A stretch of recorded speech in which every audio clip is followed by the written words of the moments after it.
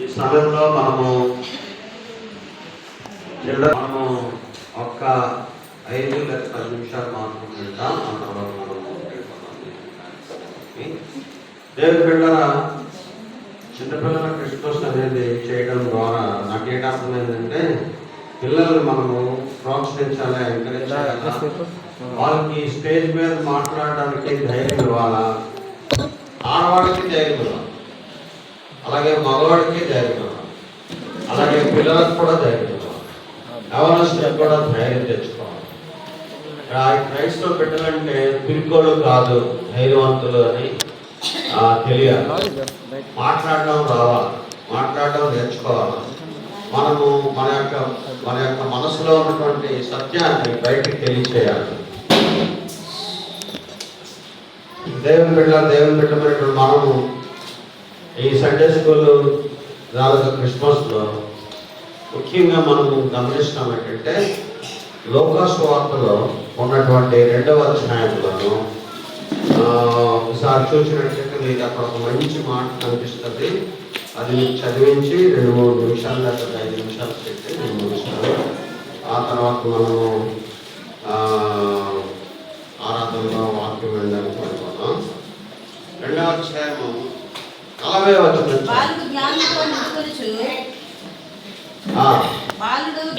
దేవుని దయ ఆయన మీద అని మనం చూస్తాం.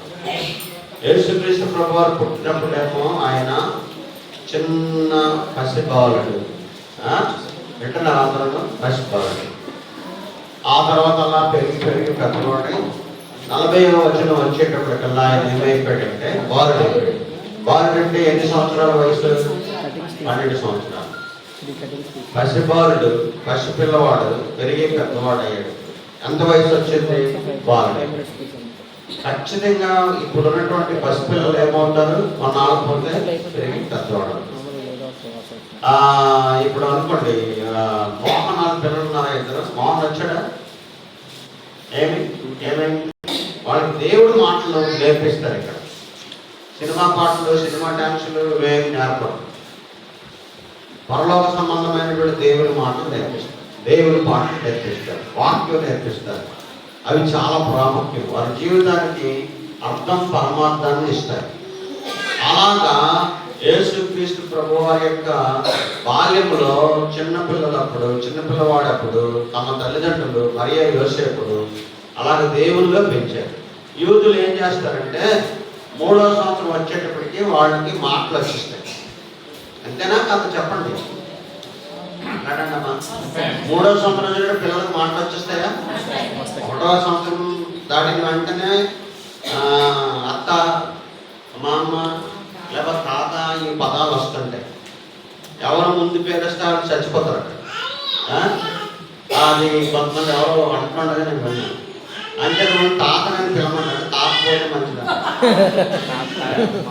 లేకపోతే మామని పేరు పెట్టి పిలవమంటున్నాడు, మామ పిలవమంటే మామ పేరు పెట్టి చచ్చిపో. చాలా గుర్తుదే కలబులు మాట.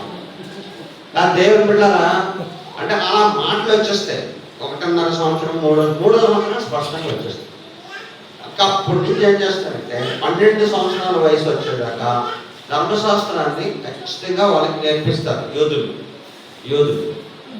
యూదులకి ఏమైపోతుందంటే 12వ సంవత్సరం వచ్చేటికి ధర్మశాస్త్రంలో ఉన్న సంగతులన్నీ వాళ్ళకి వంట పట్టేస్తాయి, అర్థం తెలిసిపోతుంది. వాటిలో ఉన్నటువంటి భక్తి విశ్వాసాలన్నీ కూడా దేవుడి పట్ల జ్ఞానం వచ్చేస్తుంది. యేసు ప్రభువారు 12వ సంవత్సరం వయసు వచ్చేటప్పటికల్లా ఆయన జ్ఞానంతో నిండుకొనొచ్చు, ఎదిగి బలం పొందొచ్చు.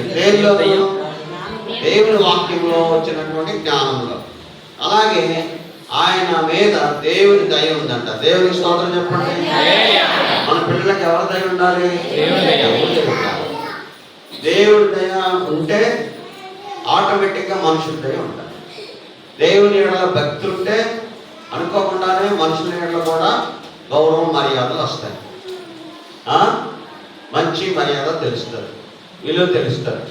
పెద్దవాళ్ళతో ఎలా మాట్లాడాలి, చిన్నవాళ్ళతో ఎలా మాట్లాడాలి, తల్లిదండ్రులతో ఎలా మాట్లాడాలి, అత్త మామలతో ఎలా మాట్లాడాలి, లేకపోతే అన్నదమ్ములతో ఎలా మాట్లాడాలి, ఆడపిల్లలతో ఎలా మాట్లాడాలి, మగపిల్లలతో ఎలా మాట్లాడాలి, ఇవన్నీ దేవుని యొక్క వాక్యంలో ధర్మశాస్త్రంలో ఉన్నాయి. దేవుడు రాయించి ఉంచాడు.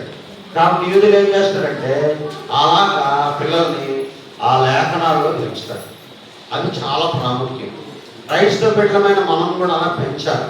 ముస్లింలు ఏం చేస్తారంటే మదర్సాలు అని ఉంటాయన్నమాట, బడులు మదర్సాలు అంటారు.